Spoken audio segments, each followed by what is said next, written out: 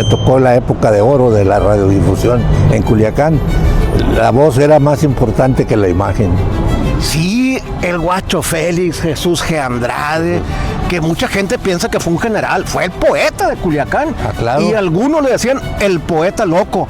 Los raspados de Capi Cisneros que estaban en esta plazuela Rosales, en la parte que da a la avenida Riva Palacio, en el centro de la plazuela. Muy famoso el Capi Cisneros, y los hijos sobre todo que fueron grandes deportistas de la universidad, entre ellos uno que fue a jugar béisbol a Cuba, el Tochín Cisneros, tercera base del equipo de la universidad. De la Liga de Béisbol del Club La Cariada. Ah, cómo no, sí, fundador del Club de la Cariada, así es. No había muchos relojes, se orientaba más a través de la radio el tiempo que estaba pasando. Me imagino que un reloj, aquellos Omega, Citizen, Haste. no, Haste, Bulova, me imagino que era caro. ¿Cómo no?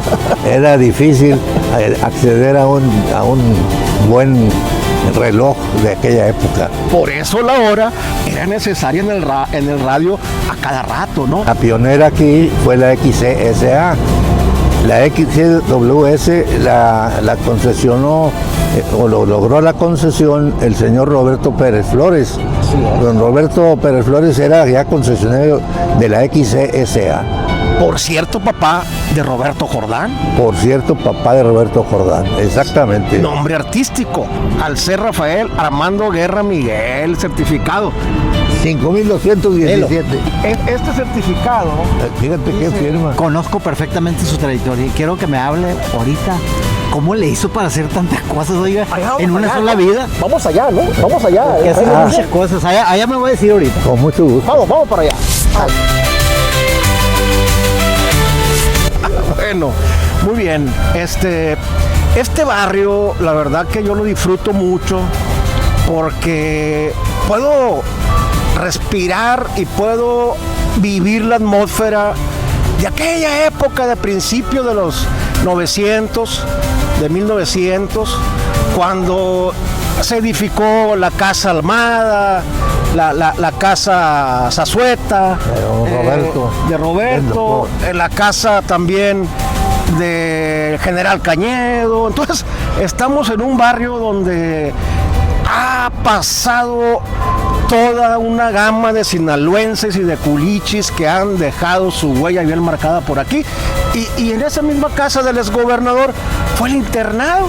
Entonces por ahí también hay varias anécdotas que ya hemos disfrutado y se las hemos compartido a ustedes con mucho gusto, ¿no?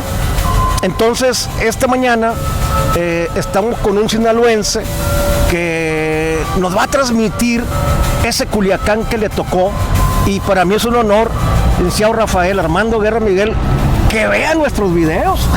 Cómo no, me da mucho gusto, y incluso acabo de ver uno relacionado con una actividad que yo practiqué por 15 años seguidos, que es la radiodifusión, que me tocó la época de oro de la radiodifusión en Culiacán. La voz era más importante que la imagen. Sí, no nada más la época de oro, no nada más participó, tengo entendido, porque en voz de mi padre, que en paz descanse, mencionaba, sí, mi padre mencionaba, esta es la ventaja, que podemos parar y seguir y editar y todo, ¿no? Mi padre mencionaba esas andanzas de aquel principio cuando echaron a volar el sindicato de la radio, es decir, organizarse los locutores y los trabajadores de la radiodifusión de aquella época, y usted fue, tengo entendido, el primer secretario general. Bueno, formalmente había una delegación compuesta solamente por 2 delegados, que era un convenio nacional con los concesionarios. El líder nacional era Rafael Camacho Guzmán, y en cada gobierno del estado se celebraron convenios para que las estaciones de radio que lograran tener 2 locutores que se afiliaran, entonces se firmaba un contrato colectivo, aun cuando el resto de los trabajadores, discotecarios, continuistas,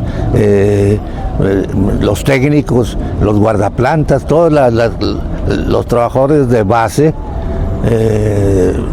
no tuvieran licencia de de radiodifusión. No se requería más que para los locutores de aquella época. Acaba de decir cuando la voz era más importante y más imponente que la imagen. Y eso es cierto, ¿eh? Yo nací en los 60s. Usted tuvo su plaza en la NZ, creo, Así en esa es. época, ¿no? XENZ. Concesionario era el profesor, muy famoso, por cierto, porque fue amigo muchos años de los poetas de Culiacán, del Guacho Félix sobre todo, y de Jesús G. Andrade. Estábamos escuchando las campanas famosas de Catedral aquí y del Santuario, que era una reminiscencia que todos los poetas venían a esta plazuela a leerse, a cantarse sus ideas románticas de aquella época. Sí, el Guacho Félix, Jesús G. Andrade, que mucha gente piensa que fue un general, fue el poeta de Culiacán. Ah, claro. Y algunos le decían el poeta loco, Ah, porque de loco algo, todos tenemos un poco. Claro que sí. ¿No? Entonces, estamos precisamente ahorita que dijo las campanas del santuario y de la catedral, pues estamos en la calle que fue mucho tiempo conocida como la calle de las dos iglesias, la calle del comercio, la Ángel Flores, frente a la Universidad Autónoma de Sinaloa, en la Plazuela Rosales, donde también era muy famoso los raspados del Capi, ¿no? Los raspados de Capi Cisneros, que estaban en esta plazuela Rosales, en la parte que da a la avenida Riva Palacio, en el centro de la plazuela. Muy famoso el Capi Cisneros, y los hijos sobre todo, que fueron grandes deportistas de la universidad, entre ellos uno que fue a jugar béisbol a Cuba, el Tochín Cisneros, tercera base del equipo de la universidad. Sí, claro, y fundadores de la Liga de Béisbol del Club La Cariada. Ah, cómo no, sí, fundador del Club de la Cariada, así es. Pero, retomando un poquito la radio, esa magia, ese color que podía percibir uno a través de la voz, porque el locutor te transportaba hacia esas historias que te desarrollaba. Los locutores improvisaban, y tenían la capacidad de narrar. Ahora un locutor simplemente presenta una canción y yo creo que ya ni la hora dan, hasta poesía para dar la hora. En efecto, casi detrás de cada canción, que a lo sumo duraba 2 minutos, había que dar la hora. La gente, no había muchos relojes, se orientaba más a través de la radio el tiempo que estaba pasando. Me imagino que un reloj, aquellos Omega, Citizen, Haste. Bulova, me imagino que era caro. ¿Cómo no? Era difícil acceder a un buen reloj de aquella época. Por eso la hora era necesaria en el radio a cada rato, ¿no? Usted conoció a mi padre, al profe Olegario Contreras, y por ahí le tocó, a mi padre, él me comentaba aquel camino que fueron marcando para organizar lo que ya platicábamos hace un rato y ver ahora lo que es la radio, que sigue viva la radio, hay que decirlo, en segmentos de la sociedad, y que también la seguimos disfrutando mucho, porque yo también pasé por ahí, por la radio, ¿no? Desde plebe. Me acuerdo que estaba el licenciado José Peña Torres de secretario general, mi padre del trabajo. Fue cuando yo ingresé a Grupo Asir, por allá en el 80, cuando estaba don Luis Calderón de gerente. ¿Lo conocieron? ¿Cómo no? Era XCWS de entonces, que la pionera aquí fue la XCSA.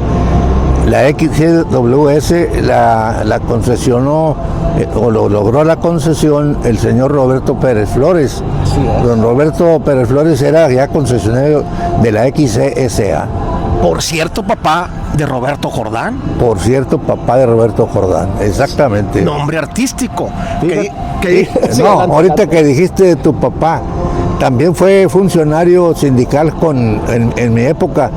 A mí me siguió Peña Torres, José Peña Torres, sí, ¿cómo no? Un extraordinario amigo, como era secretario del Trabajo, y como secretario de organización era Olegario Contreras, tu papá. Así es. Así se formó la sección Culiacán del Estir, y de delegación, que había 2 delegados, estaban en la CQ, eran Galindo y Guerrero. Realmente José Rodolfo Guerrero es el que empezó con los movimientos sindicales, y Galindo, que ya era sindicalista como trabajador de la Comisión de Electricidad, se integró también, y ahí formaron la famosa delegación con dos locutores, y con el paso del tiempo crecieron las estaciones de radio, hubo más trabajadores locutores, hubo más trabajadores de base, y entonces se formó lo que después se llamó Sección Culiacán del Sindicato Nacional de Trabajadores de la Radio y de la televisión, porque se adelantaron, sabiendo que ya iban a empezar a trabajar en la televisión. Al sindicato le agregaron radio y televisión. Sí, recuerdo, cómo no. Usted, en su experiencia personal en la NZ, ¿qué horario tenía y se aventaba el horario de locutor de cabina de 4 horas? Eran 4 horas por día, normalmente 2 unidas, seguidas, y las otras durante el transcurso de las 10 horas que en aquella época apenas se trabajaba, de 6 de la mañana a la tarde. A mí me tocaba, cuando comencé por allá en el 56, entraba yo aquí en el edificio central, precisamente estaba la Facultad de Derecho. Aquí estudié la carrera, y en el primer año en que estudiaba se abrió la XNZ y solicitaron chícharos de aquel entonces, así se les llamaba a los que los que aspiraban a ser locutores. Y me tocó ir a pruebas junto con la estación XNZ, más conocida como 570. Sí, cómo no, la NZ, la 570. Lo curioso es que cuando yo te vi en este programa, que me dio mucho gusto saludar a lo lejos a Ramón Robledo López, le comenté a uno de mis hijos, de César, le dije: oye, César, Robledo no era sindicalista. Robledo y su hermana Rosita eran administrativos en las XECQ, que el gerente era Alfonso Paliza, no, el hermano, Héctor. Entonces eran trabajadores de confianza. Cuando fuimos a afiliarlos, el que los convenció fue tu papá, porque tu papá también trabajaba en la CQ. Sí, claro. Bueno, no trabajaba, aspiraba junto conmigo a ser locutor. Ambos fuimos al Teatro Estudio de la CQ a un concurso de locutores, y allí nos seleccionaron. Él se fue a practicar a la CQ y a mí me mandaron a la NZ, que comenzaba en su periodo de prueba. A mí me tocó la NZ en periodo de prueba, y luego ya oficialmente como locutor, y que tuve que ir a México. Creo que tu papá hizo lo mismo, porque en ese entonces se exigía un certificado autorizado por la Secretaría de Comunicaciones, rango federal, y todos logramos autorización. Nada fácil aprobar ese examen. No, mi autorización, por cierto, y aquí la traigo, mira. Ya sabía yo. No venía preparado, ¿eh? No venía preparado. Mira. Secretaría de Comunicaciones y Transportes, Alcer Rafael Armando Guerra Miguel, certificado. 5,217. Este certificado, fíjate qué firma. Dice, ha sido examinado de la forma que previene el reglamento de estaciones radiodifusoras, comerciales, culturales y experimentales, científicas, fíjese todo, y de aficionados, habiéndosele aprobado como categoría B. Había A y B. ¿No tenía todavía la carrera en aquel tiempo? No, estaba ya estudiando la carrera de Derecho, pero cuando fui a examinar no llevé mi certificado de preparatoria, sino ahí me hubieran expedido la A. Claro. Es que se requería de preparatoria, y me dieron la B porque ya tenía varios meses trabajando en la radio y había pasado el examen para las categorías B y me dieron ese certificado 5217, que normalmente al abrir las estaciones de radio, que así comencé de abridor, 6 de la mañana, y también de cerrador, tenía que mencionar soy fulano de tal, con certificado, autorización, decía más que certificado, 5217, categoría B. Y para los que se acuerdan de aquel entonces, yo decía, buenas noches, don José. Y muchos, como no había imagen, ¿quién será don José? ¿Será algún santo? No, don José era el guardaplanta y le avisaba por la estación de radio para que apagaran los aparatos. Sí me acuerdo, don José, sí me acuerdo, don José. Don José o León será otro, pero yo digo, el guardaplanta, uno alto, delgado. Sí, José León Briceño. Sí, José León Briceño, ¿cómo no? Él es. Sí. Dice que habló de cerrador, pero cerraban temprano, ¿no? A las 6 de la tarde, a veces a las 8, empezaban a alargar. Según el desempeño de la estación, le iban otorgando ampliación. Y llegó a tener hasta las 10 de la noche. Todavía a mí me tocaron algunas ocasiones despedir las transmisiones, que por cierto lo decía con mucha honra. Nos despedimos con nuestra honrosa rúbrica, La Danza de las Horas. Ah, mira qué bonito. Eso es la verdadera radio, sin quitarle mérito a otras épocas. Pero yo fui cerrador, pero sufrí un poquito más porque yo cerraba a las 12 de la noche. A mí me tocó ya en Grupo Asir en 1980 en Estéreo Amistad, la primera estación de FM, ahí con don Luis, que empecé haciendo méritos sindicales y era office boy del office boy, yo. Ayudante del ayudante. Muy bien. El mandadero. No sabía yo que estabas. No, ya me había retirado, yo creo. Yo me retiré de la radio en el 70, ya estabas ahí. No, yo entré, bueno, iba yo en 70 de niño con mi papá, ya cuando estaba la CQ y la SA por Obregón y Escobedo en la parte alta. Enfrente de la presidencia municipal. Enfrente de la presidencia municipal, que no sé si ahí en esa estación, en esa ubicación, ya le tocó a Juan Millán o si le tocó por la Escobedo donde estaba el Teatro Estudio. Yo creo que le tocó desde que estaba por el Teatro Estudio por el Escobedo, porque Juan era maestro de la preparatoria del profesor Pedro Pérez Montes, el Instituto Americano, y como tenía muchas horas clase, él prefería ser descansero que tener plaza permanente y fija en horarios. ¿Y le gustaba abrir? Le gustaba cerrar, y sobre todo los domingos se encerraba casi, era el único locutor de la CQ. Los domingos. Pero espérate, tú me estás hablando de ese edificio, que ya lo vi en tus notas, donde no era la CQ la que estuvo ahí, la BQ, que era de Nabolato, y se la trajeron a Culiacán, de aquel Salvador Montenegro. Sí, la BQ, licenciado Guerra, estuvo arriba de la Santa Rita. Exacto. Arriba de la Santa Rita, entre Colón y Escobedo, y en la pura Escobedo, frente del ayuntamiento, la CQ y la SA, que yo iba con mi papá ahí, y estaba Baldomero Rodolfo Guerrero, estaba el Chava Rivera, de Descansero, ¿quién más estaba por ahí? No me tocó Juan Millán, el Chuy Aguilar sí me tocó. El Chuy Aguilar te tocó en la SA. En la SA. Y en la WS. Sí. Trabajaron allí los dos. Tenía el tecolotito musical. ¿Cómo no? Ese programa era nocturno. Nocturno. Era el más escuchado en Culiacán. A ver, vamos al café, ¿no? Para que, Alberto, preséntate antes de irnos al café. Sí, pues yo tengo relación con lo que es la comunicación. Yo fui periodista muchos años, soy periodista de muchos años, 45 años, 11 años en Noroeste, línea directa, otros 3 años en el noticiero Este Día, luego en la Dirección de Comunicación Social de la UAS, y bueno, conozco perfectamente su trayectoria y quiero que me hable ahorita.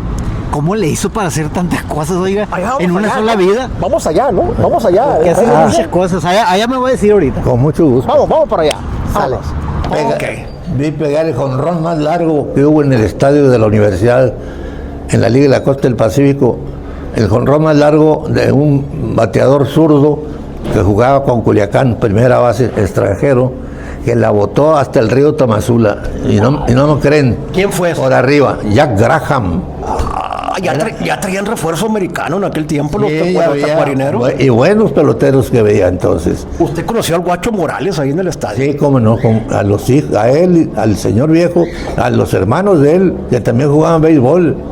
Pero la Angelita, la señora, pues es la que atendía el changarro en el estadio. Y la ponía a chambear. Y ellos vivían en la esquina.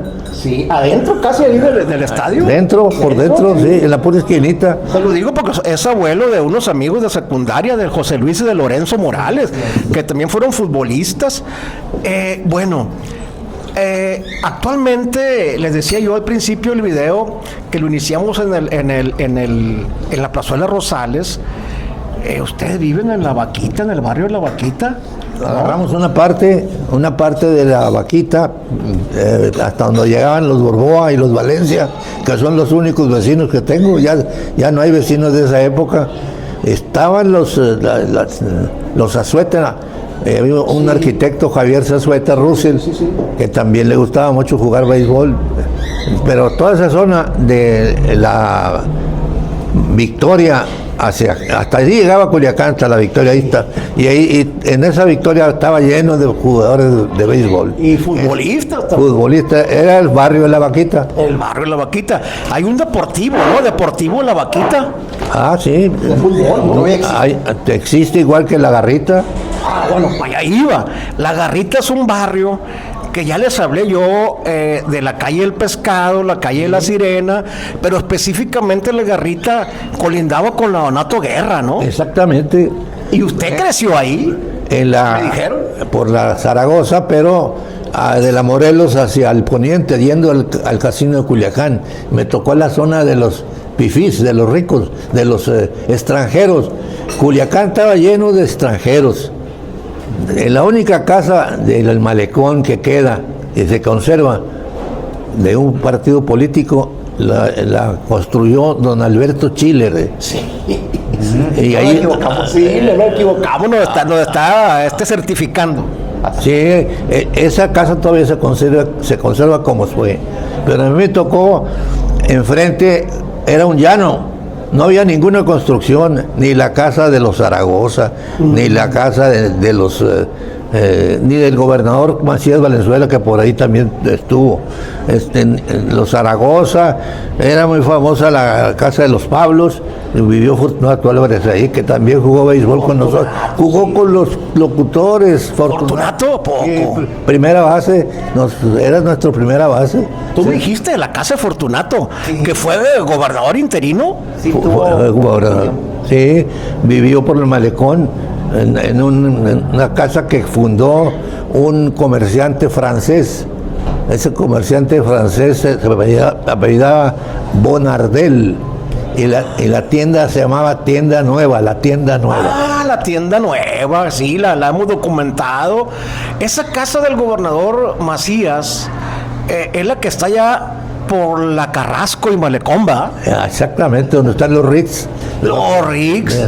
Los Ritz, eso era llano.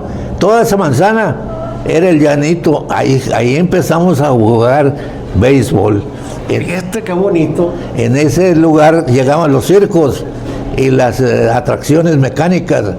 Ahí era el punto de reunión de La Garrita, toda La Garrita se venía. Ese tema no lo traíamos nosotros. Ah, qué bueno. ¿No? Oiga, me dicen también que en esa, ya después de que fue llanito y que se ponían ahí las verbenas y los circos, el entretenimiento de aquella época en esa zona de Culiacán, porque el mapa de Culiacán era muy pequeño, ¿no? Sí, hay que decirlo, totalmente. ¿no? Pero ya como casa del gobernador, me dicen que por ahí pernoctó Lyndon Johnson, un presidente de Estados Unidos que venía a la cacería de patos.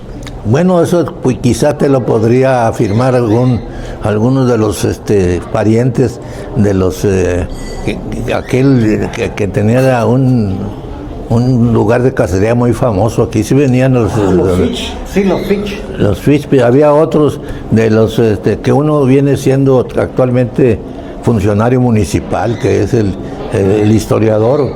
Picos. No, Jaime.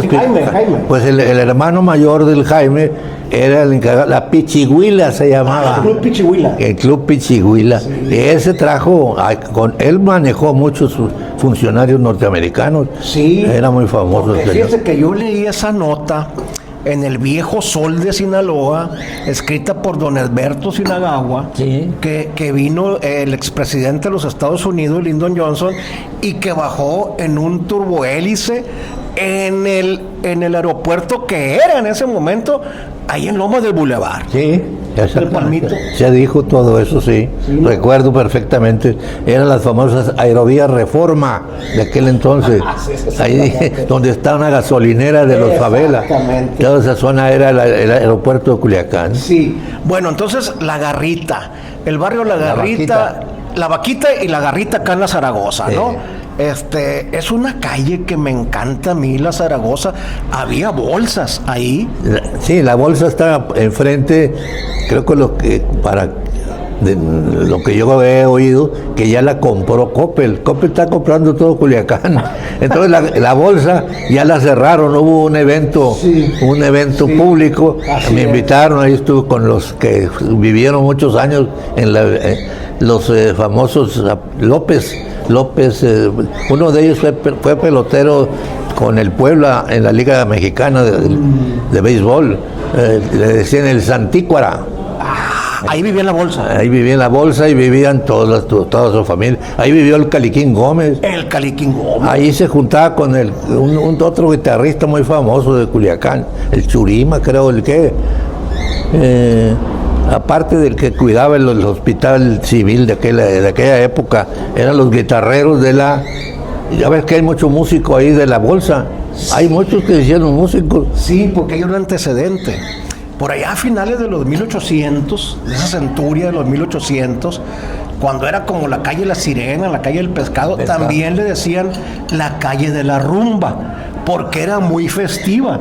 Toda la plebada y la juventud de finales de los 800, principios de 1900, yo creo que hasta los 30 por allá, se iban a la festividad de los fines de semana, a la fiesta. Dicen que hasta Pedro Infante, ahí le tocó bajar a la Zaragoza desde el Ángel Flores, que es donde estábamos ahorita, a 2 cuadras de la casita que sigue en pie la casita esa donde vivía Pedro Infante con la hermana, ¿no?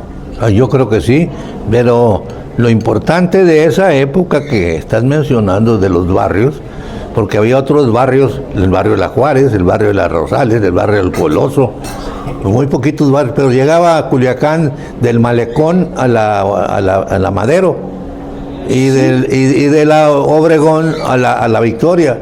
Ese era Culiacán de entonces, de los años 45, al terminar la Segunda Guerra Mundial. Ese cuadrito era Culiacán. Ahora, si nos remontamos un poquito hacia atrás, cuando se edifica el Teatro Apolo, muy poquitos habitantes. Pues yo creo que no llegábamos a 10,000 habitantes en Culiacán, pero yo soy de los afortunados que estuve en el Teatro Apolo, en el último piso que le llamábamos gallinero. Era el gallinero. El más barato. Y luego que empezaba la función, que se oscurecía, había unos tubitos para bajarse y al rato ya estábamos sentados en Luneta, la Palomilla. Luneta, Platea, todo. Un teatro muy bonito, yo lo conozco en fotografía, ¿no?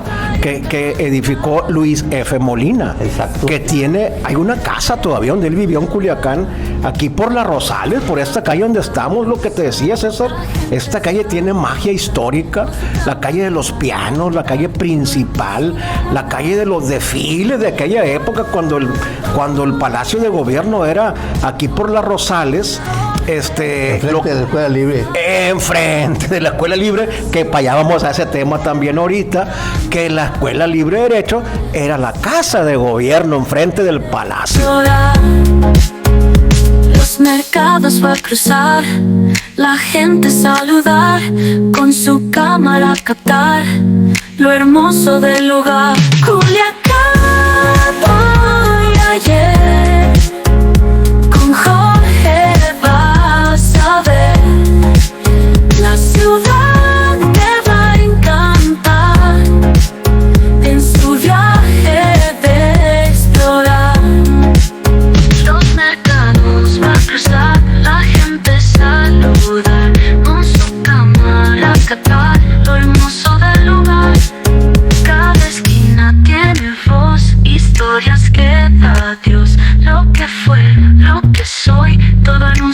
convoy.